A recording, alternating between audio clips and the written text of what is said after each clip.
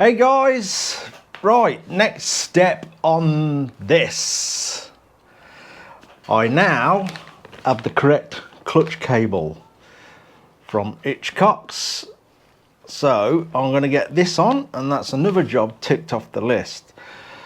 I've got to say, Hitchcock's for delivery are the best ever. I'm not just saying that. They don't pay me to do anything. I have no association with them, bar spending loads of money with them, as you can probably imagine. But their delivery times are absolutely fantastic. So let's get this thing on. Oh, one more thing. Also, before we get stuck in, I changed the breather slightly. So I've shortened the pipe and put it lower down. As you've seen in the last video, it was stuck up here. And I came in this morning and I was staring at it, started having doubts. And if I've got doubts, that means it's not right. So it had to change. So I've put it lower. I changed the P-clip to one that was a bit more narrow. So now we've got a bit of brass showing at the back there. That sort of matches this part a bit better, in my opinion. So yeah, I had to change it. It just, you know, I came in fresh eyes, bit of a sleep, and I didn't like it. So there it is. I've changed it slightly. Also from Hitchcock's, I got this. It's beautifully made, and I've got a plan for this. It's got my dirty paw prints on it already. I don't want to drop it, so it'll probably chip it. Got one of these. It's beautifully made, like I say. Really, really nice. I'll tell you what, I'd love to, if any of you know of anywhere, I'd love to get something like this made. Perhaps with like a Doghouse logo on, and rivet that to all the builds I do. So if anybody knows anywhere that can do this sort of thing, I'd appreciate that. But I've got a plan for this one, which it will be riveted on, not screwed, so it'll look better with some nice brass rivets in there. So I've got a plan for that.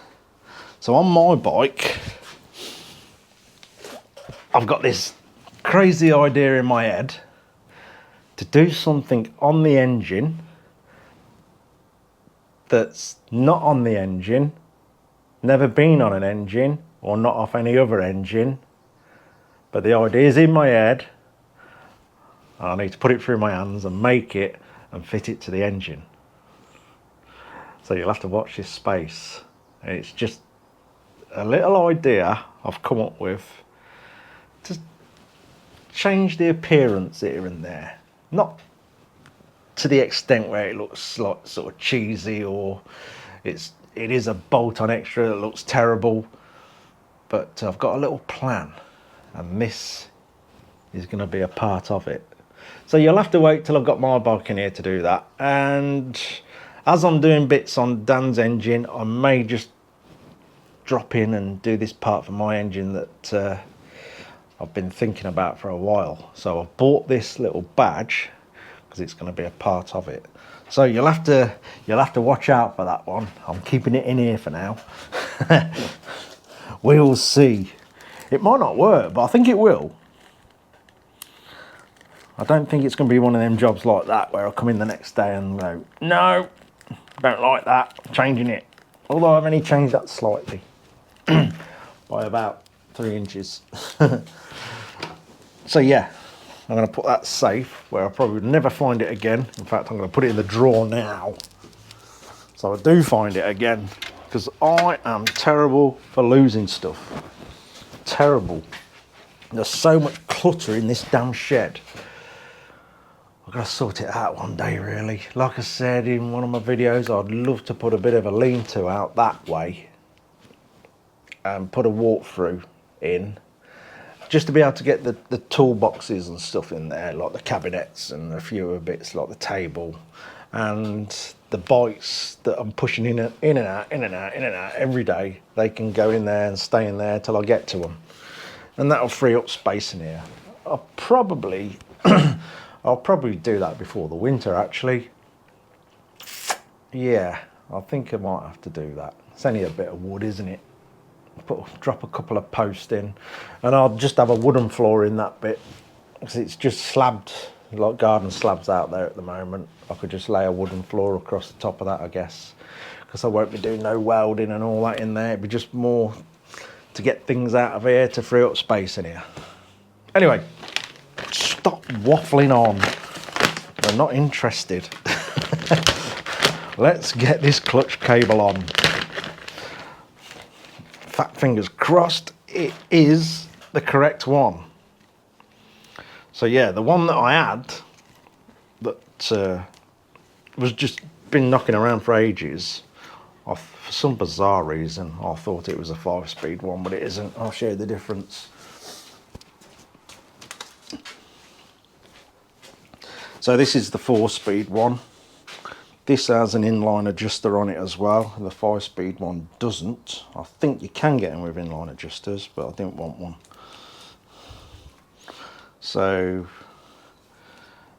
got the larger nipple for the Doherty style levers. But this one just goes into a little cup on the gearbox on the 4-speed, sort of in that way. And the 5-speed's got an adjuster down here. And that screws into the back of the gearbox here. Right.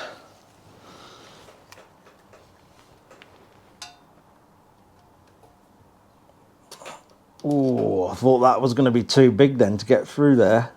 That hooks up, I don't know if you can make that out. The cable just hooks into a little lever in there, sort of an arm. I don't know if you can see that. Well, that's in. And just screw this in now. We'll put it all the way in for now. So we've got plenty of cable travel up on the handlebars to attach this end.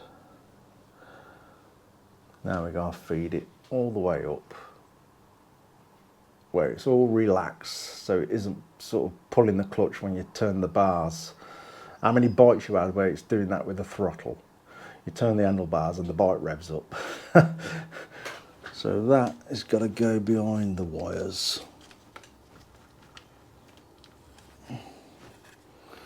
So I haven't completely finished tidying up in here yet till I've pushed the light switch in and the ammeter. Right, I'm going to have to pull this out. That's where the inline adjuster is on the air cable. It sort of falls into the hole where all the cables pass through. It's a fiddly old job in here.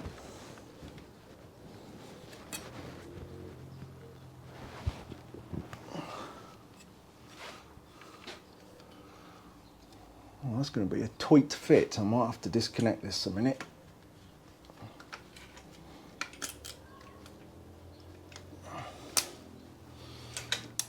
To get that out of the way. As you can see, let's get the camera. It's got the inline adjuster on there, and that sort of falls right up against the hole that passes, all the cables pass through. So I need to pull that out to get the other cable in, and then it can all drop back into place. And it really is a tight fit. A tight fit. Let's get my pointy spanner. It's got to go right up there, and in a way where it's not crimping the cable or creasing it or folding it, causing us damage, because any folding a cable over time it'll shred the cable and it'll snap. So we need that to pass through nice and sweet. He says, having large nipples, it's hard to get it in the hole. Might have to pop the rubber grommet out to create a bit more space actually. We should get it through there now. We're obviously being careful not to scratch it, because so far we've done everything without a single mark on it. And we want to keep it that way, or else that'll be a very bad day. And we don't want no more bad days, do we? No, nobody wants bad days. We all have them, but I don't want any more. There we go, straight in. Now the grommet, hopefully it'll behave itself and go back in the hole nicely. And when we've had a mess about with adjusting the clutch as much as we can, sort of by feel and by eye, we'll polish this casing and get that on. I just want to be able to operate the clutch, make sure all this is doing what it should be doing. I say we can polish that case then and get that on, and then we can set the footrest back up and the little stop for the brake lever. So we can only get back to there, but sometimes, see how I've got that just resting on this lock nut here. Sometimes you can sort of do a flick, and as the lever flicks back, you can get the cable past to where you want it.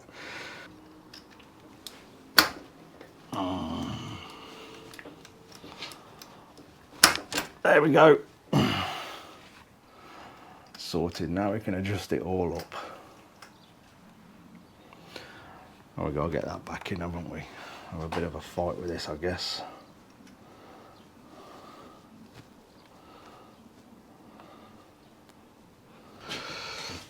Screwdriver, insulating tape,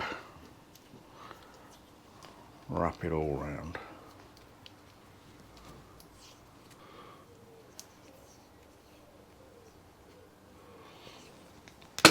Ow. Right, let's see if we can get that in.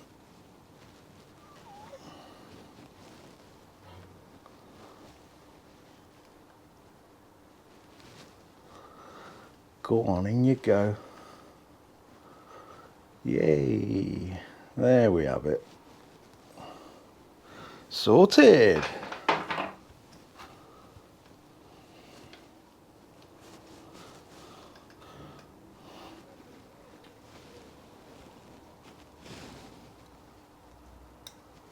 There we go. And in.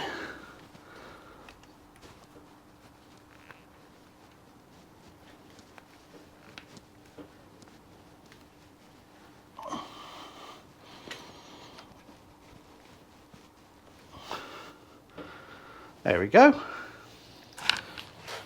We'll just take the outer cable slack out. In fact, we'll do that in the arm. I'll say we'll get a better feel of it when the bike's ran up, because things can settle and completely change everything. So we'll just do a basic adjustment at the moment and finalise that when the bike's ran.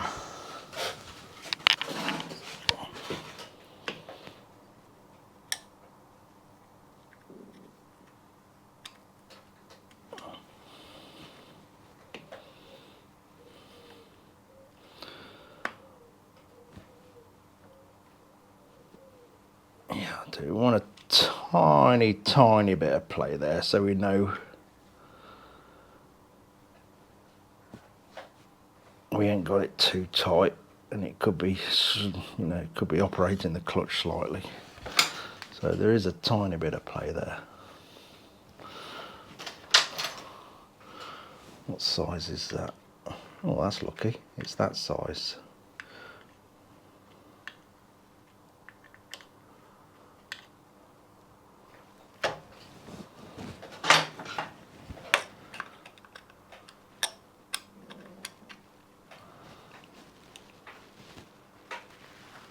Just snip that up for now.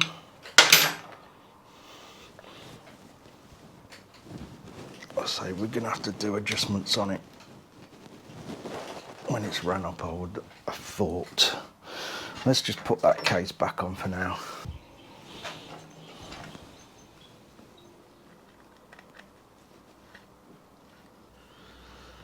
One good way on these to find out if you put too much adjustment on the clutch is operate the kickstart.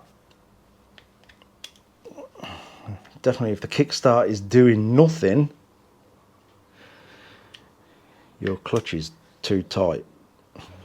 And when you're just putting it all on loose, it's probably all going to have to come off for adjustments. I'll say all this is fine because it's all quite relaxed. It will just go inboard a bit when the tank goes on and it'll run in the tunnel. I'll just put this one as well. We'll know more when we get the tank back. We'll know more when we get the tank back, Alex. All my cables. Alex, I'll know more when I get the tank back. He'll be watching this as well. He knows I'm only messing. He'll be on it. I'll just leave it like that for now. There we go. That's another bit ticked off the list.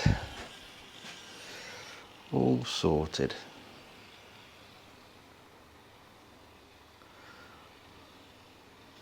There's a lot of cables coming down here, doesn't it? Right, I think the job I've for some reason been putting off, I'm going to do. Just got to find it. Where is it? Where are you? Here you are.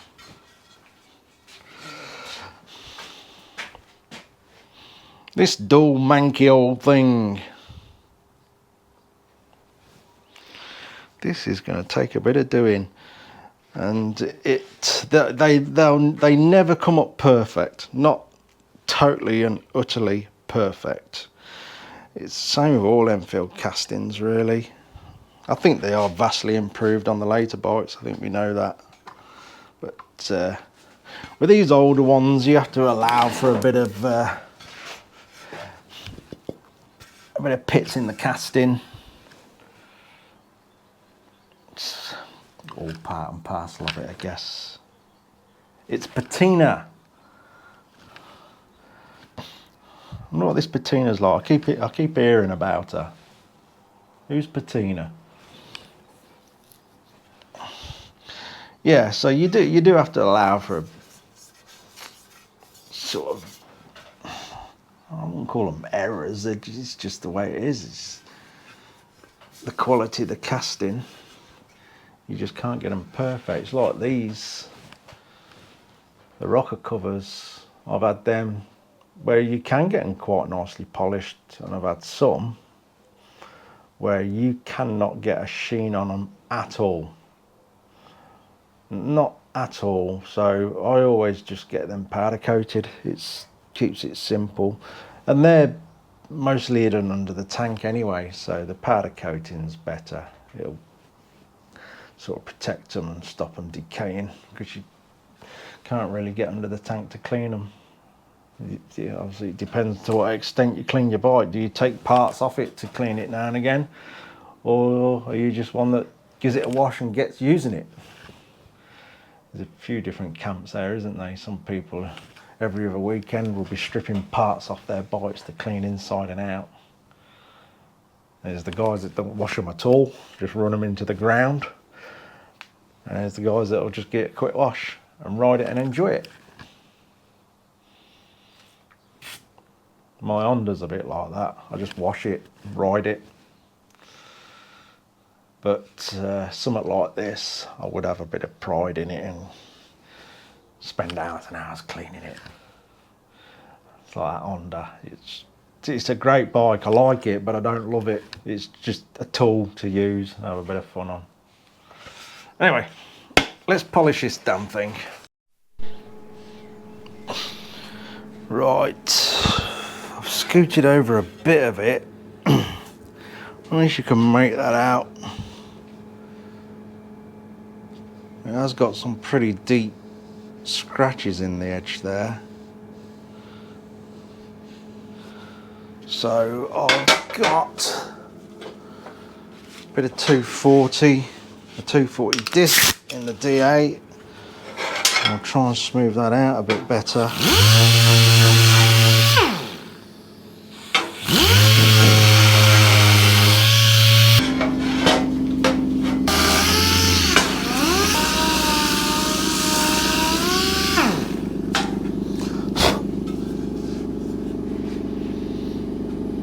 Just getting it a bit there.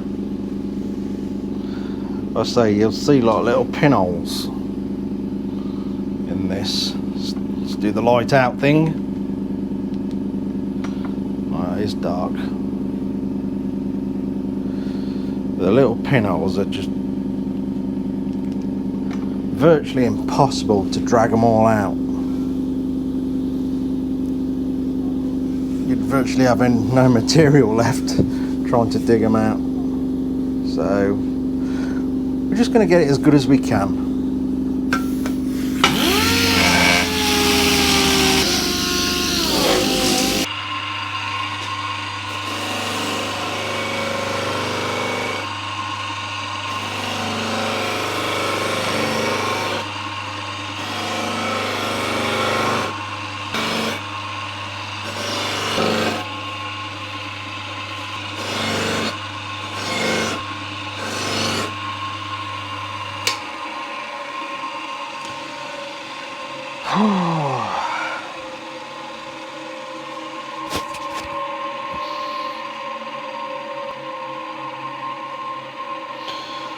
I think that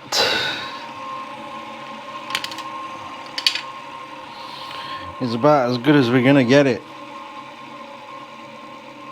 It's presentable now. It's very difficult. I mean, obviously we ain't going to be looking at it like this, if you know what I mean. And I've said loads of times before,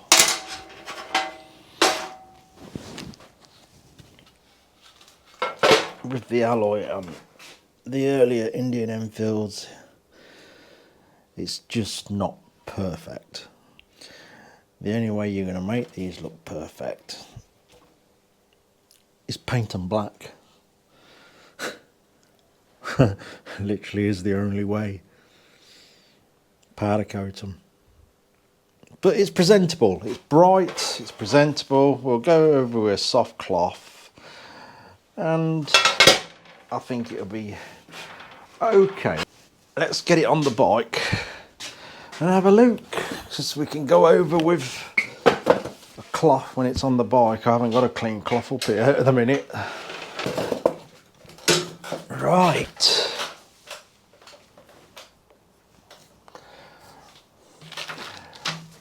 Ready to fit. Just want to do one thing first. I'm going to give that a blowout with the airlines. Obviously it's been open for a while.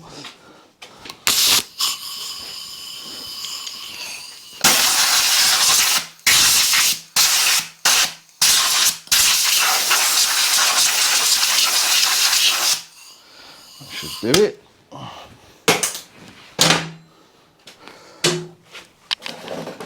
Oh, here we go. Right, let's start with the case seal. Hopefully it's going to be okay. It should be, it's brand new. I have had these that don't fit. Fingers crossed this is going to be okay. And also what I found with these over time, can't remember turning my mic on. Yeah, it's on. I'm terrible for things like that. Forget to press record, forget to turn the mic on. We'll get there. Where was I? Yeah, these. I have had these that don't fit in the past. And also, I don't know if anyone who's experienced it, who's got Enfields, when you go and take the old ones off, has everyone noticed they grow? What is that about? I have no idea. So I've took them off in the past just to check things out on, say, a bike I'm repairing or something like that. And you go to put it back on. I know you should change them, but I've gone to put them back on and they've grown like 1.5 inches. How the hell's it done that?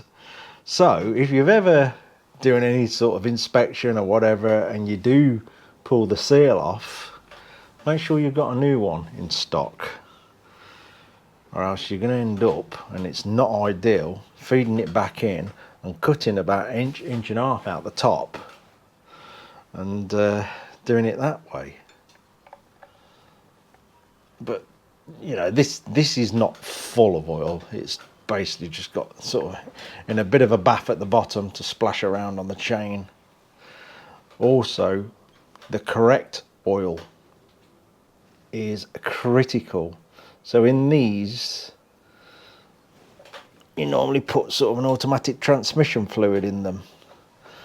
So yeah, a lot of stories of people with these saying, oh, my clutch is slipping. Okay, what oil have you put in it? And I don't know, engine oil or some oil. You know, it could be down to that you've put the wrong oil in and it's affecting the clutch. Also, if you're cleaning in here, don't use any sort of WD-40s or anything like that. You know, it can affect the clutch. Do what I've just done, just blow it out with the airline. See, these can be a right fiddly pain.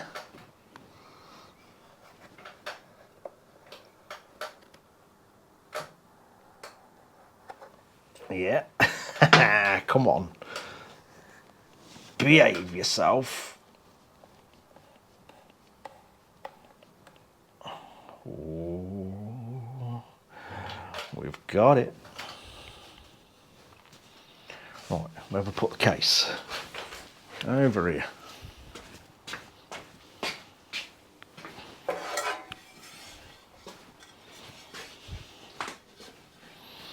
I say I'll get a soft cloth and give this a wipe over.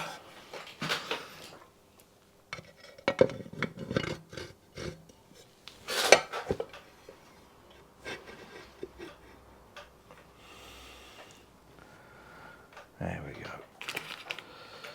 So we've got the washer on and a rubber seal washer. There we go.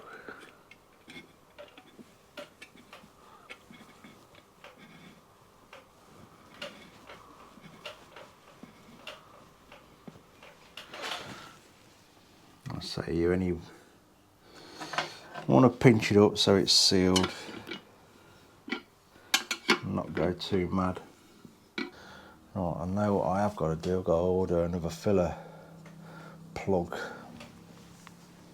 I ain't sure if I've got a drain plug somewhere. I may have, because this bike came to me literally in bits. Up to now, I've done all right ordering the right things, but I think I've got to order a filler plug. You don't want to put a scabby one back on it. That'd be just terrible. I ain't going to go mad. I'm going to leave it like that. And then the best way to find out if it's sealed is put oil in it. Like I say, these run best to put like an automatic transmission fluid in these. Don't just bang any oil in them, because you'll end up having problems with your clutch slipping. I think I might be able to change that one. Just out a tiny bit too much. It ain't quite fitting into the, I'll show you, fitting into the little dish I've done. Slightly off it, so we'll change that.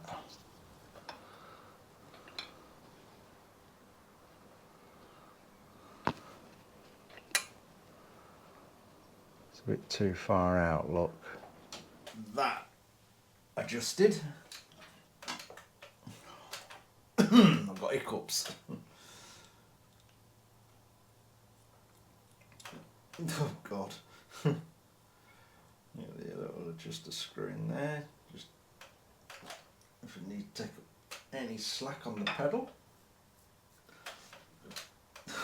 Damn hiccups. And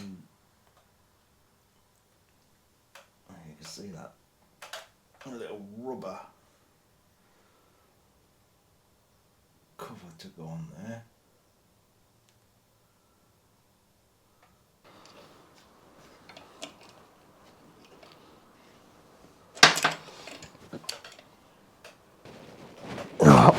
Oh dear, there we go. Again, we'll adjust it all up as we're riding it. Normally I'll go out a few times, come back, do a few adjustments. Get it about right, because I'm sure Mick will make his own adjustments here and there to suit himself. And at the end of the day, it's a custom bike, so you have to allow for a few things, you know. It ain't some sort of high-end Japanese bike that's had millions and millions of hours of testing and stuff, so they're about there. We'll get it about right.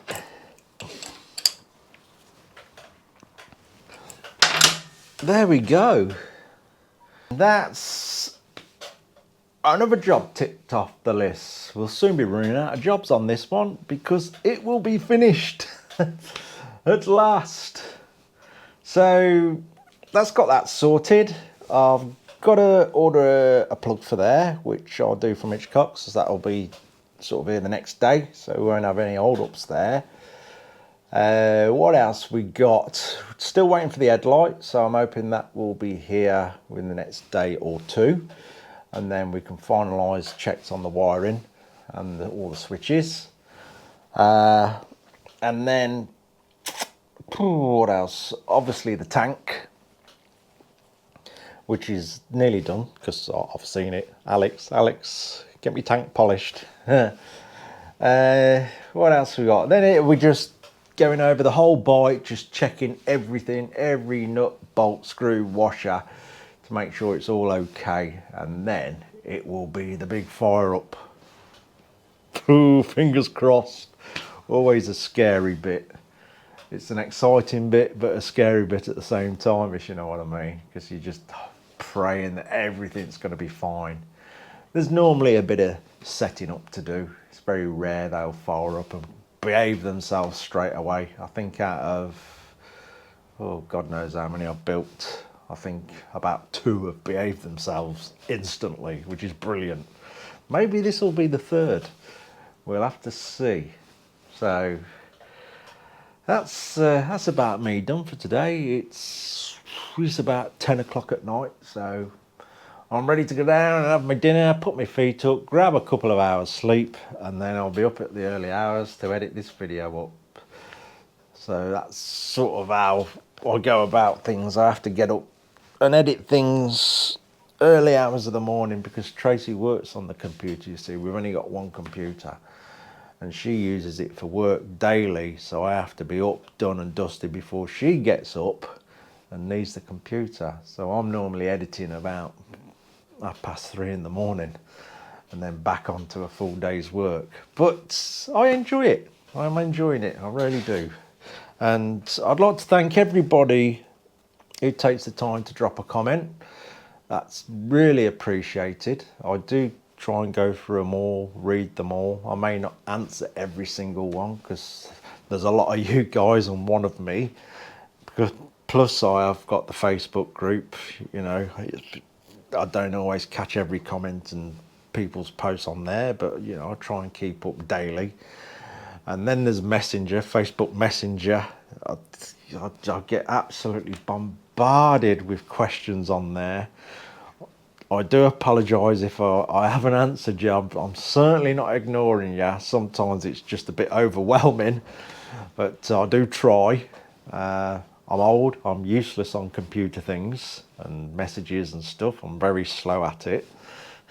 One of these. My kids are normally laughing at me when I'm on my phone. Where they're sort of like this. I'm pretty slow. So yeah, if I haven't replied to any messages, I do apologise. Maybe drop another message and eventually I will see it, because it doesn't take long for messages to get buried in other messages, if you know what I mean. So, but I do try. I'd also like to do a massive thank you for anybody who's come on board with the Patreon. That is a huge help, and wow, so much appreciated.